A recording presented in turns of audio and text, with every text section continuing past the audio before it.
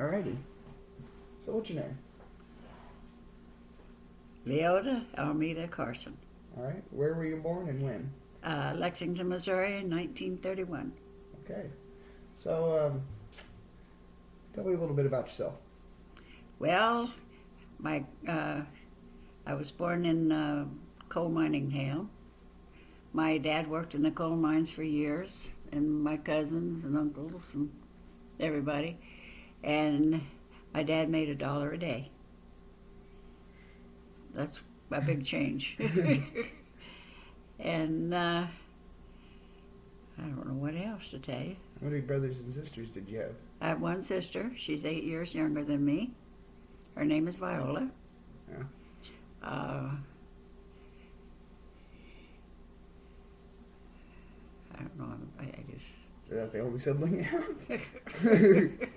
Well, when I was little, we lived on this old house. We lived there off and on several times, and next door to us, there was 2 little white boys, just about my age. I can't remember the exact age.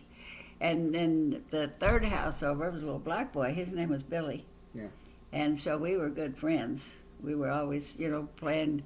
We had a hill in our backyard, and we'd make little car trails and garages and everything in those in that hill, or we'd play marbles. And then his mom took in laundry, so we'd take the wagon, and the 3 of us would go take the dirty clothes over to or go pick up the dirty clothes and then take the clean clothes back to the people. These 3 little kids pushing this wagon along. And this little black kid, he would go to church every Sunday, and then he would come home, and they had these orange crates, that everybody. Did you ever see any of those orange crates? Yeah, I've seen them before. Everybody, he would put it up for where he could preach, and after he'd come home from church, he'd preach to us, tell us the whole sermon. Little kid. Yeah, that he heard, and we'd get down on our knees, and pray and all that stuff. I like it. I'm having trouble thinking again. What else you want to know? Oh, you went to the picture house. Huh? You went to the picture show with him once. Oh, about us going to the show? You want me to tell that? Go ahead. Oh, That's a good story. yeah. We didn't have money in those days. Kids didn't hardly get money, but somehow we must have saved our pennies or something. And we never got to go show, so we finally got enough money together to where that we could all 4 go to the show together. And Had to have been all of like 10 cents or something like that, right? yeah, probably a nickel, 10 cents. So we all went to the show together, and we started to go into, the downstairs. The show had an upstairs to it. And they wouldn't let our friend Billy go in there because he was black. And I told him, well, he has to go with us because we came to the show together, and we have to see this show together. Yeah. And he said, well, it's a law, which I don't know who made that law, but anyhow, he said it's the law, so you can't go in there together, but he can go upstairs. And I said, okay, well, I'll go upstairs. And he said, well, you can't go upstairs either. So white people can't go upstairs, just the black people, and the white people have to stay downstairs. And I got so upset I was crying and everything. Yeah. And he was a little bit older than us, and he finally said, it's okay, Almeida. I'll go upstairs, and you guys go downstairs, and then I'll meet you right here as soon as the show's over, okay? So he finally I was crying and having a fit. He finally got me calmed down to where we could get to go to the show, but it just ruined our whole trip, them doing that to us. Yeah. And, we didn't know anything about laws. We were just friends and kids. Yeah. But anyhow, we got to see the show. But we played all together all the time. And then my mother, she got pregnant with my sister, and she was sick a lot. So I was 8 years old. Yeah. And I'd have to go into town. It was about 3 or 4 blocks and get the groceries because she wasn't able to do that. And she'd give me a list, and I'd get just what was on the list. I did a real good job. And then she'd tell me, now you're going to have a quarter left over. I think it was a quarter. Anyhow, enough for a taxi cab. And so they'd help me get the groceries in the car, and the taxi'd bring them home and help me get them out of the car. And it didn't bother me to do that. Of course, those days you could do things. Kids could go out and go do things. You can't trust kids out on the street now because the molesters. Yeah. But we didn't have all that stuff in those days. Yeah, growing up, I was told, you don't walk around on the street all by yourself. Yeah, don't talk to strangers. Don't well, talk to strangers. I was told not to talk to strangers. I mean, I think that's a little bit more common sense, but yeah. And well, they did teach me in the certain circumstances it was totally fine, but you know what I mean. Well, my mom used to tell me, the police officers, you could really trust them in those days. And my mom would say, if you're having someplace where you're needing help or something, you can always talk to the police officers. They're your friends, they're kids' friends, and they'll take care of you. Mm. But now you can't even do that. Yeah. You can't trust anybody. So you grew up right in the middle of the Great Depression. Yeah, it was bad. And you guys had to do some creative stuff to, have enough food and things like that. Yeah, we had a real hard time. And one time my mom went and got some free groceries, which they were horrible groceries. But my dad got real mad. He said, I support my family. I'm not taking any of that welfare besides a bunch of crap anyhow. Because they gave us some kind of weird flour. The food didn't even taste good with it. Yeah. I don't know what it was. Yeah. It was horrible. But my mom and dad always raised a great big garden, and my mom canned stuff, and she made quilts, so we always had plenty of quilts and blankets. And I had a aunt and uncle. They had 3 kids, and he was an alcoholic. And so they finally, to help the Depression, I think it was Franklin Delano Roosevelt? Yeah. He's the one that started helping things. He got that, can't remember the name of it, WPA or PWA, what was it? Yeah, I know what you're talking about. To help people get work and stuff. Yeah. And my aunt got a job. Association. She got a job working somewhere, helping make quilts, I think. Well, that's just fortuitous, isn't it? Huh? She already knew how to do it. That's just really. Yeah. And but she'd make those quilts, and I guess they'd get some of the material left over and stuff, and so she could make herself some, and she'd make them for her family, and her husband would take it out and sell them. Mm. And then and one day he was trying to sell kids for a quarter apiece. I mean, I've heard of that before, but she divorced him. That was the end of that. She couldn't let him sell her kids. God. Oh, we had some. And your dad fished a lot, is what you tell me. Yeah, he'd go fish. Well, I mean, that's when we had food. Well, you lived next to the Missouri River. Yeah. So, I mean, there's probably pretty good fishing. Oh, yeah. Yeah, he would go fishing, and then mushroom time, you could get a lot of mushrooms then. Oh, yeah, I never thought about that. Because, in California, none of the mushrooms that grow there are edible. Well, I mean, there are, but most of them are deadly. Unless you know what you're doing, you don't pick mushrooms. Yeah, you don't want to go pick mushrooms in California. Okay. But he'd go get mushrooms, and then he'd go fish. He'd sell fish to some of the restaurants there in town. And then some of the black people there liked turtles.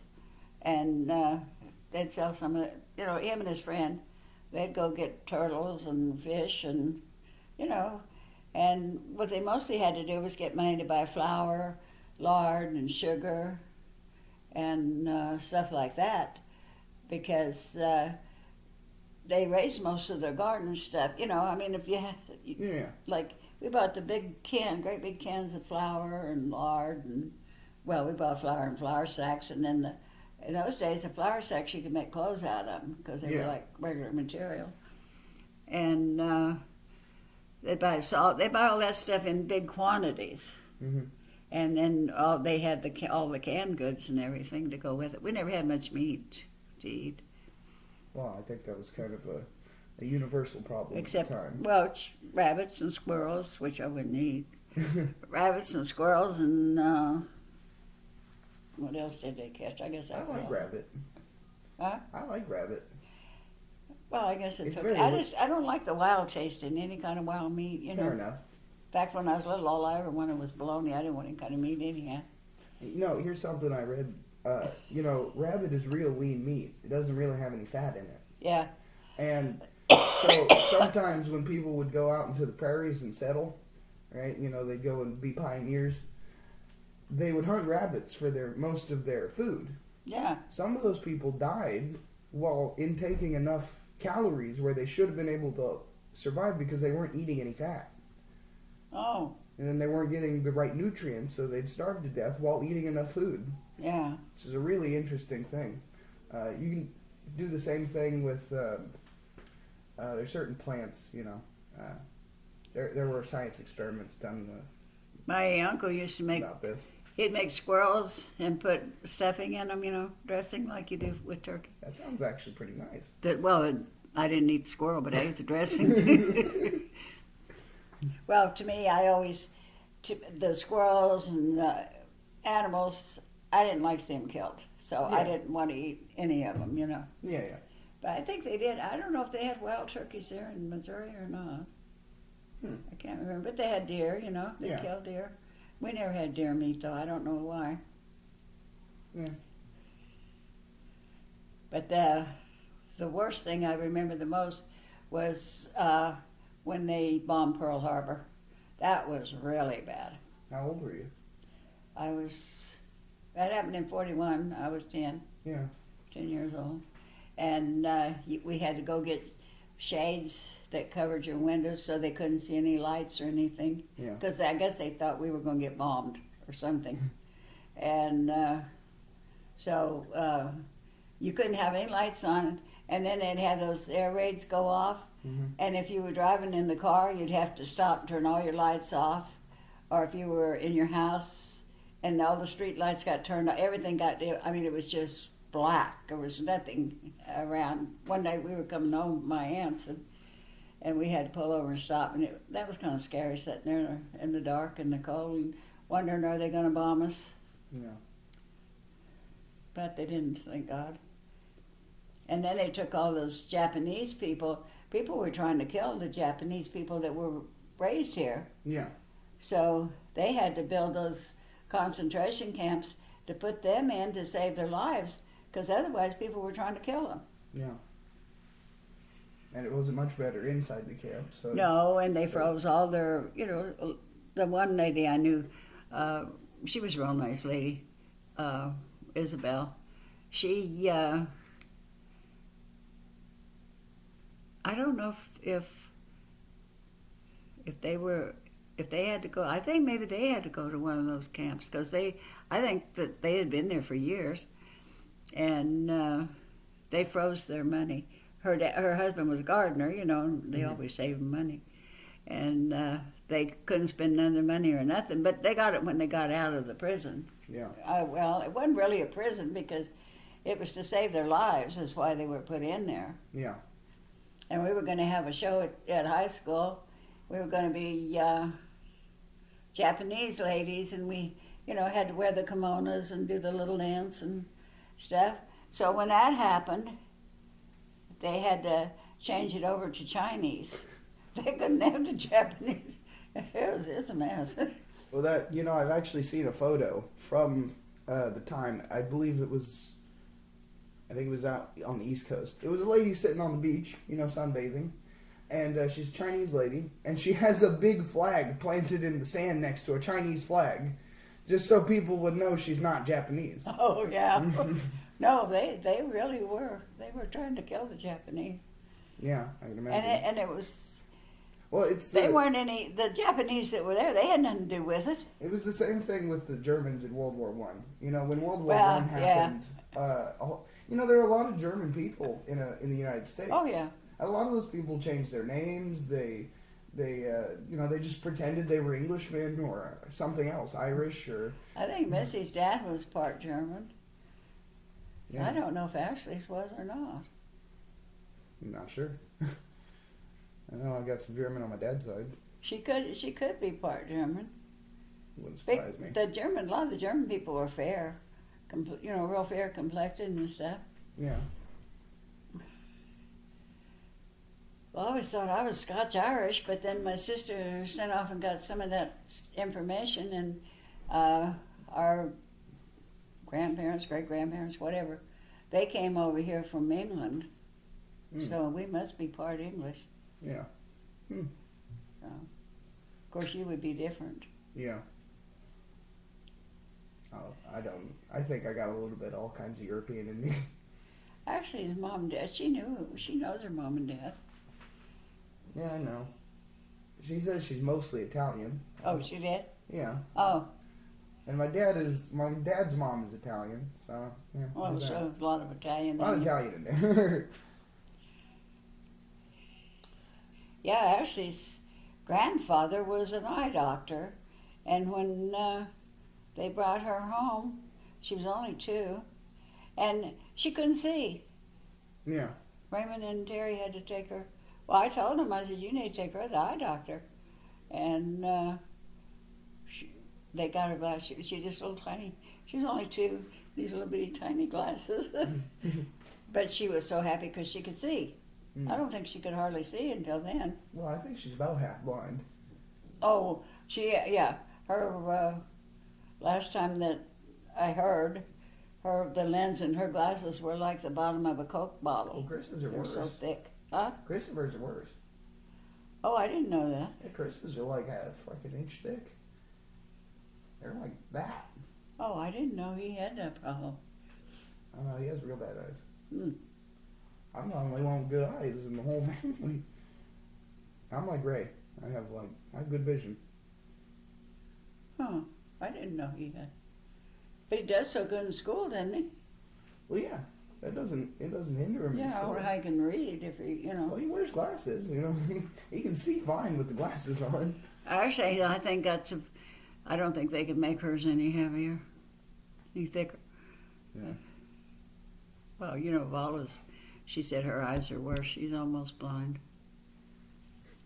So, you did eventually move to Oakland. Yeah, I was 22 when we moved to Oakland.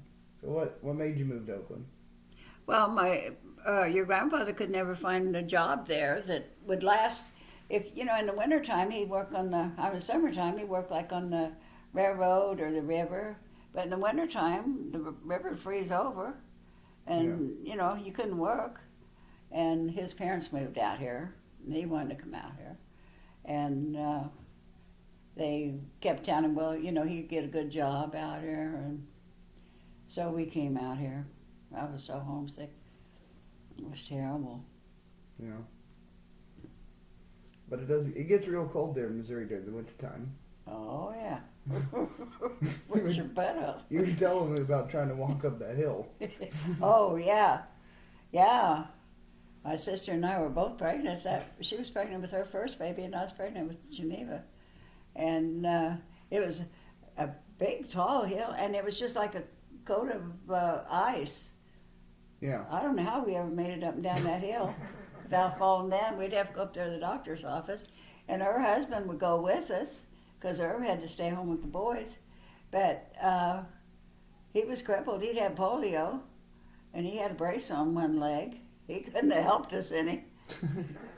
But we made it. I guess we could have slid back down. It was just getting up the hill. And what you really need to know about is all the good things that we had to work with in those days. We had an iron. It was just a big, heavy thing of iron. Well, isn't that why it's called an iron? Yeah. You just set it in the fire and make it hot? Yeah, and then you try to iron your clothes with it, and sometimes they get black from the stove, and then you get all that black on your clothes, and then you got to go wash your clothes again, come back and iron them again. Wintertime, you'd have to wash your clothes, and we'd hang them out, and they'd freeze dry sometimes. Sometimes we'd have clothes all over the house trying to dry them. That was horrible. Well, That's yeah. the good old days, washboard and God. The outhouse. Oh, that had to be fun in the winter. Oh man, that was cold one. My grandma, I just barely. She's my great grandma. I barely remember seeing her. I think one time before she died, because, you know, and she had to go to the outhouse, and they had a dog that slept in the outhouse, and I guess she went in there and sat down and felt this hairy thing on that next seat to her, and she come running out there screaming. And my little grandma was laughing about it. She said, I told her, oh, don't worry, that's just so-and-so. He sleeps in there.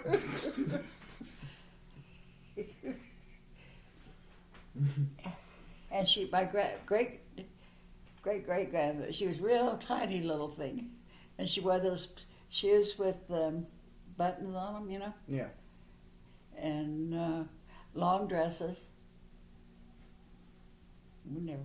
We used to have to wear dresses long too, but not that long.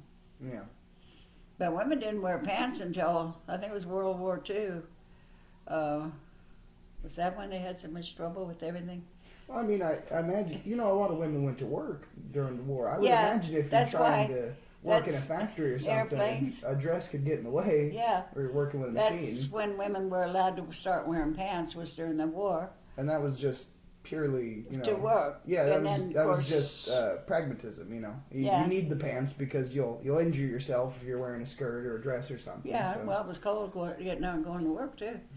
And then after that, women got to wear pants then, because before we just had to wear dresses. And you couldn't get shoes. You had to have stamps, little tiny red stamps, to buy shoes. And you only got so many a year. And so they started making sandals for women, and you didn't have to have a stamp. Mm. So I got to start wearing sandals then, because we always wore those regular shoes, because you had to make them last a year or two, because you didn't have money to buy anymore. And Did they ration the food? huh? Did they ration the food? They rationed everything. Yeah. They rationed Gasoline. gas, tires, all the food. You had to have stamps to buy, especially meat. Mm. To buy the meat, you had to have those little stamps to buy them. And if you didn't have stamps, you couldn't buy food. Yeah. And my dad had to wear those safety shoes to work, because he worked at Sheffield Steel place. And so the only way I could get sandals would say, well, Daddy, I'll give you my stamp. Because, we weren't allowed to wear that kind of stuff, if I could go buy sandals. Yeah. Well, that made sense, because he needed the shoes. So I could get the sandals without the shoes. Sugar, you couldn't hardly get sugar. And when you went to the store, you know how you have to watch for your change now? Mm-hmm. You watch for your stamps, because sometimes they'd try to cheat you out of your stamps. Yeah. And then you couldn't buy anything. A story I read, and this is true.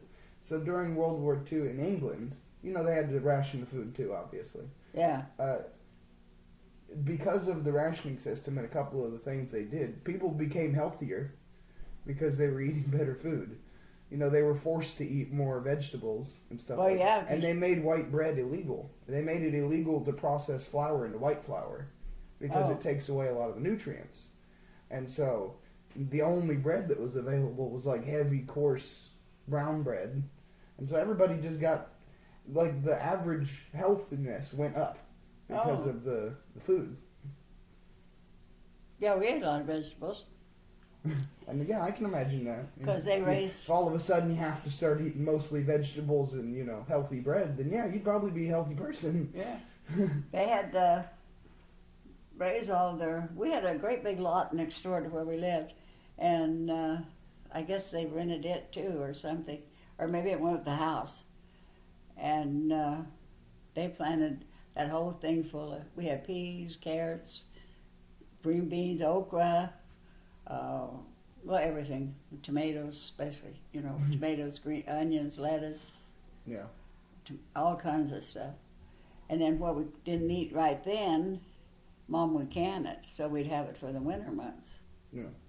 And like I said, they bought all their lard and everything in bulk, so that she had the stuff to work with. Mm-hmm. And she would lay her soup in a jar. She'd put like carrots and layer it in the, and then she could just open up the jar and put it in the kettle. And I don't think we ever had too much meat in it. And put it in the kettle with onions and whatever she didn't put in there, And it was really good. It was a lot better than what you get now, that homemade stuff. Yeah. And then my dad, we had a neighbors there had cherry trees, and it was two old maids and a brother that lived together. And they told Daddy if he'd pick the cherries, that he could have half of them. So he'd pick the cherries because they couldn't do that anymore. They were too old. Yeah. And so she canned those up for cherry pies. And then when the apples were in season, they'd go get apples. Well, my dad knew a lot of farmers and stuff that would let him help pick stuff just to get half of it so he could. So we had fruit for pies. And she pickled peach. Oh man, she made the best pickled peaches and pears. They were really good. That's a mouthful to say. Pickled peaches and pears. Yeah.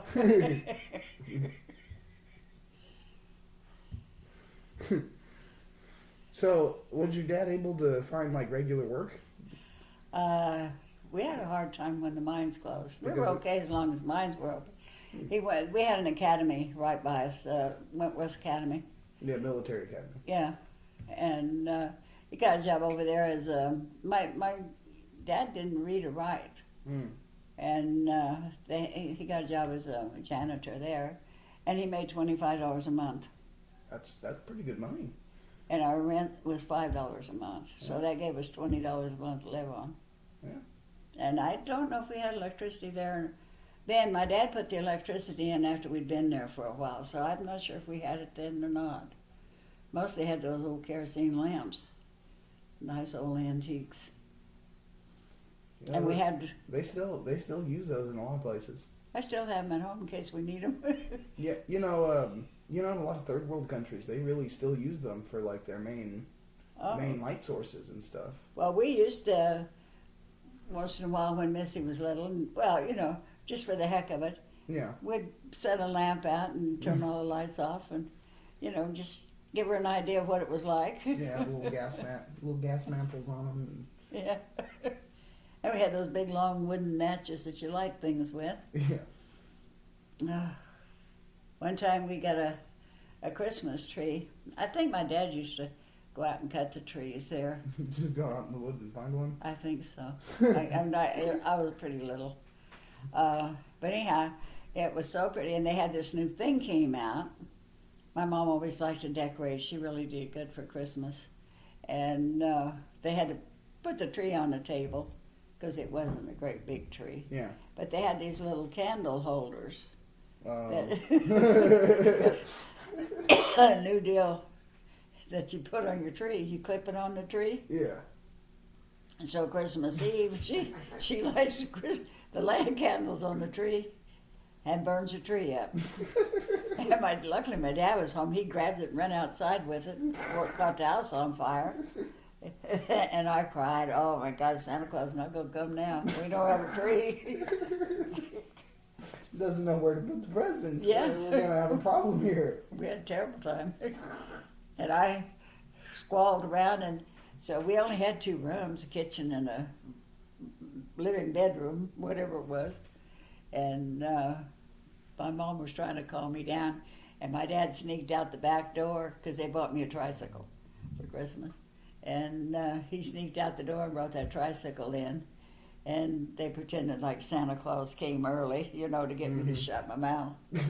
And so I was riding that tricycle all around through that. I was so happy then. Then my aunt and uncle came over, and I always loved pennies.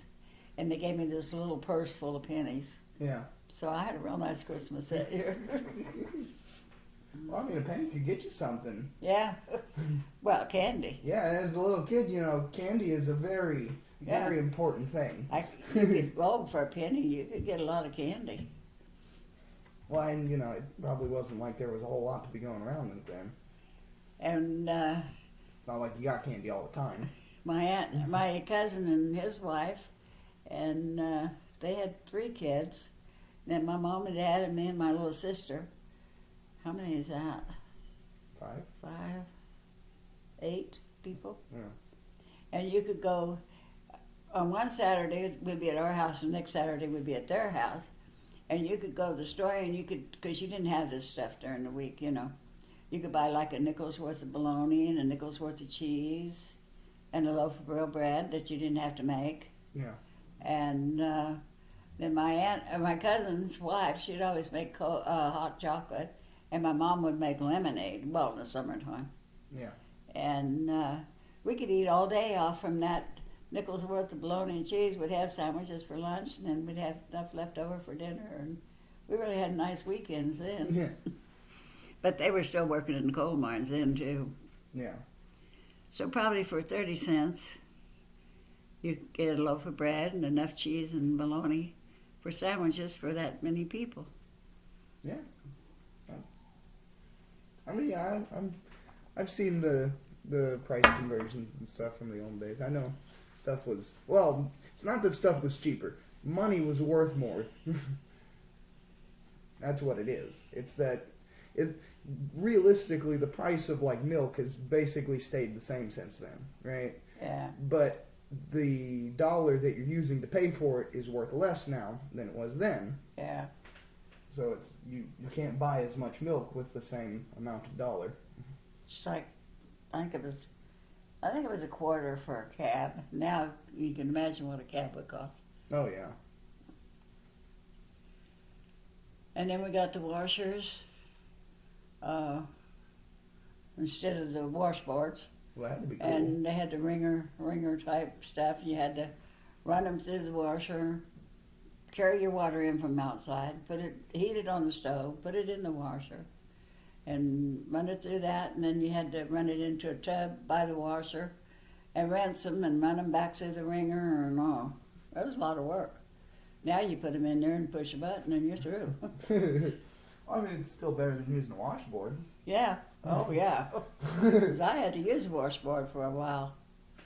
That makes your knuckles sore. So, like, the ridges, is it just like you rub it against the ridges? Is that all you're doing? Well, you put soap on the Well, cloth. yeah, I know you're using. Then you just like you this. Use the ridges to make the soap bubble. Yeah. Okay, that makes sense. I've never used one. You know, real old timey by my time, but like. And then when we finally did get electricity. Well, that's like, you know, to me, like a gramophone record, phonograph record, right? Yeah. You know, I knew what it was as a little kid. I was familiar with what it was, but I'd never even like used one until I was a grown adult, and I just thought it was the coolest thing ever. Yeah. Because it was novel to me. You know, it was, you know, I'd only ever seen music. You know, you had to put in a tape or something, you press play and it plays. Yeah. And you set this disc down, you take over the little stylus, you set it down, it starts playing music magically, and it's like, whoa. But then you got to put it on and turn it off. Yeah. Now you just push buttons, you don't have to move around doing nothing. I like records, they're cool. And that's not good for you because we got a lot of exercise. Yeah. We walked most everywhere we went. That's Yeah. why now my legs get sore just walking back and forth over here because I don't ever get to walk. I used to walk all over. That town was small where I was born, and I'd walk all over town. I had relatives. I mean, it was small when I got to go there, and I'm sure it's gotten bigger since then. Yeah, I had a lot of relatives there. So, and my mom there was 10 kids in her family. So we'd walk over to my grandma's house, and then we'd walk over to my aunt's house, and maybe we'd walk to another aunt's house. We'd just walk all day.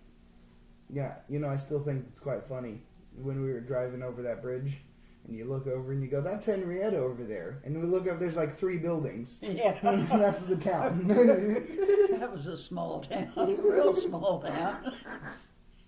Well, some of those little towns, They used to have just like a post office and maybe one grocery store. You know, everything, just 2 or 3 things, and that was the whole thing there. Yeah. A Well, lot you of didn't places. even have a hospital in the town until No, we didn't. you were already an adult. Yeah, I had Raymond at home. Danny I had in the hospital. They had just built the hospital when Danny was born. Yeah. But we didn't have lights in our house, so this one time I remember, I wasn't very old, I was watching my dad and he's putting all this cord around on the outside, you know, the screen cord about this big around.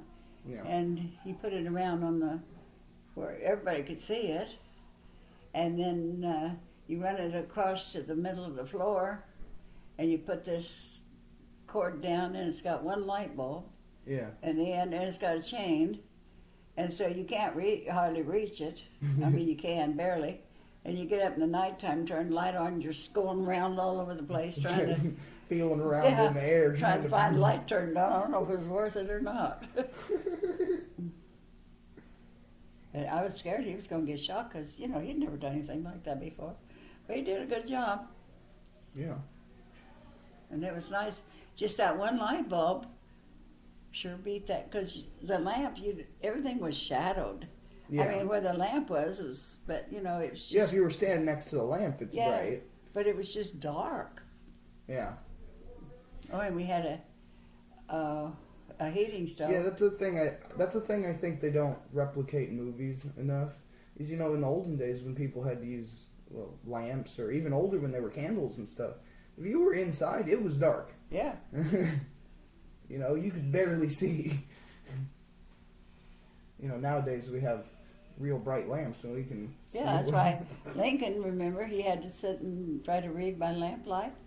It was hard to do your homework when you couldn't see, or couldn't see very well. And in the winter, it was so cold there. We had a heating stove, but it was just a regular heating stove. It didn't have anything inside, you know, Mm-hmm. and you couldn't leave it on at night. Yeah. And since we had to carry water in and out, we had a table, had a bucket of water on it, and then we had a wash pan where you wash your face and hands. Mm-hmm. And there was water in it, and you get up in the morning, it was ice. It was just a hunk of ice there.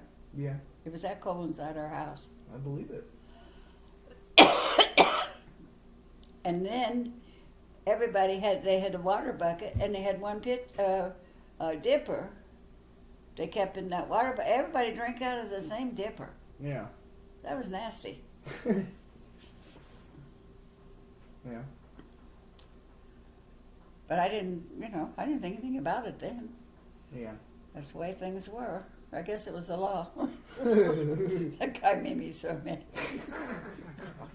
And I was real little. I wasn't very big. I was only about 4 or 5, I think. He ruined our whole day. Yeah. And that kid, he turned out, he went to Warrensburg College, and he turned out to be a lawyer. Yeah. Of course, the way he preached at us, I guess he was pretty good for a lawyer. And, you know, we were good. I mean, we really took that serious. Yeah.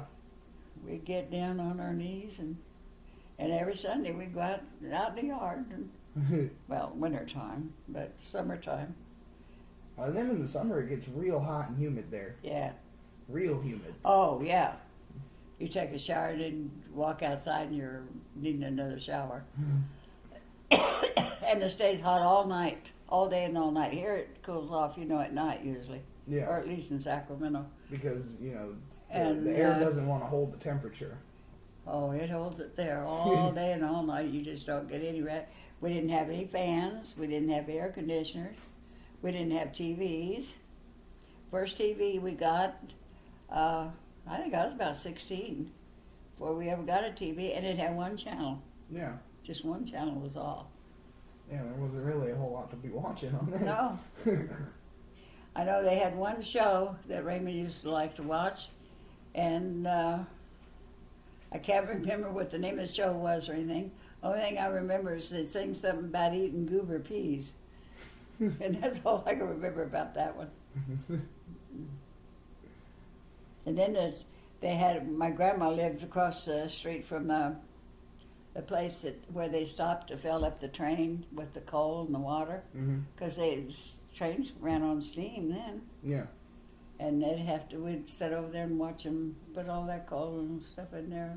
Of course, my grandma would wave at all of the engineers and everybody that went by. Yeah.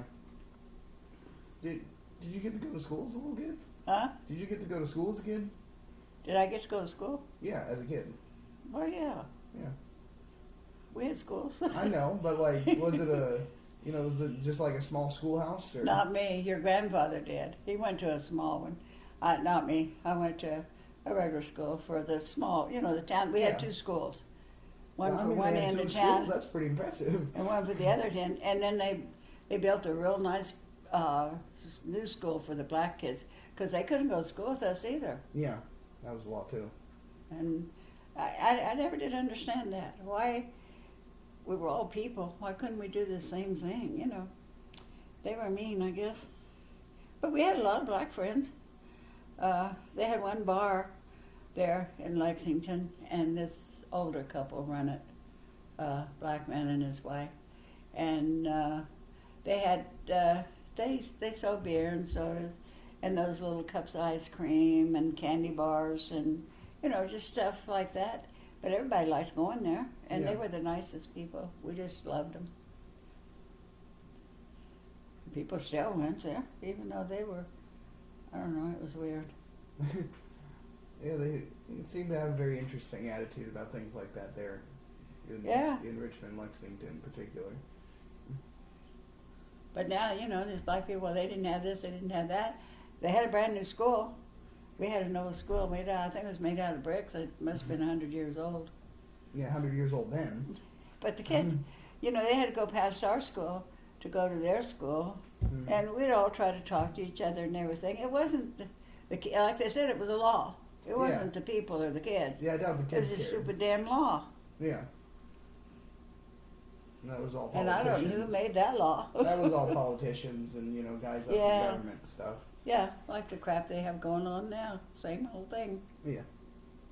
Well, I mean, it's the way it's always been, I guess. Yeah, I If guess somebody so. making laws for you. And we never had any slaves or anything. We were poor, and the black people there were poor too. We all had a hard time. Yeah. We had this one place we lived. We had these couple of black. Well, I mean, I was thinking about that a minute ago when you were saying your dad worked for those old people picking the cherries. Yeah, I mean, if they were old back then, they had to have been like, well, I mean, they might have been old enough to have been around during the war. maybe they were in their 70s or 80s. Yeah. They were real nice. They were real nice to us because they were kind of the rich people in our neighborhood. We were the real poor people in our neighborhood. Yeah. And they had a real nice 2-story house and everything just down the street from us a little ways. Yeah. Interesting. Well, one day I was coming home from school, and I had to walk quite a ways to school, but we had that academy. Have to walk 6 miles in the snow uphill. No, not that far. But we had the academy was right across this way from us, and I had to go past the academy and down and on down another street. Well, on about 6-7 blocks probably. And I was coming home one day, and there was 3 or 4 boys. I think they were from my class, but they started chasing me. And of course, I was real timid and scared, and I was real quiet and everything all the time. And they had me crying and running, and one of the guys from the academy happened to be coming along, and he really got onto them and chased them away, so I could get on home. But I went home crying. I wanted to know what I was crying about. I told her those boys was chasing me, so she sent a note to the teacher, and that stopped that. Kids didn't do that stuff in those days. They didn't get by with none of that. In fact, the principal spanked the kids. Yeah. There was one teacher that she'd have the janitor go down by the river and cut those willows, with those, Yeah. and she whipped kids with them. Ooh, God. I felt this one kid, he was a friend of mine, and boy, she whipped him one day, and I felt so bad for him. But I mean, usually you didn't And I think it's just because he was late getting to school. Yeah. And but the other principal, she didn't spank anybody. And sometimes the teachers take the ruler and hit your hands. Hit you on the knuckles and stuff. Yeah. And finally, this one guy, he went to school and he told them if they ever touched his kid again, he was going to kill them.